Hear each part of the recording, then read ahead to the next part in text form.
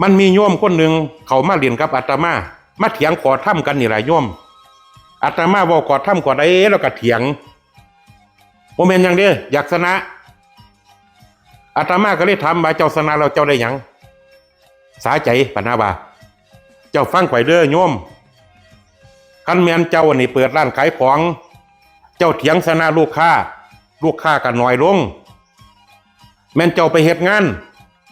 เจ้าไปเถียงกับคนร่วมงานความสามัคคีกับบ่มีเจ้าไปเถียงเจ้านายชนะเจ้านายหน้าที่การงานกับบ่เจริญรุ่งเรืองบ่ก้าวหน้าเจ้าเถียงชนะญาติพี่น้องความเป็นพี่น้องก็จืดจางเจ้าเถียงชนะคนที่ฮักเจ้าความฮักก็มีปัญหาการที่เจ้าชนะผู้นั้นผู้นี้ด้วยความสาใจนั่นหลักก็คือความพ่ายแพ้ครั้งที่ยิ่งใหญ่การชนะที่แท้จริงก็คือสามารถควบคุมสติอารมณ์ความคิดคำเว้าเจ้าของได้นั่นหลักก็คือการชนะที่แท้จริงสาธุพะนะเจริญพร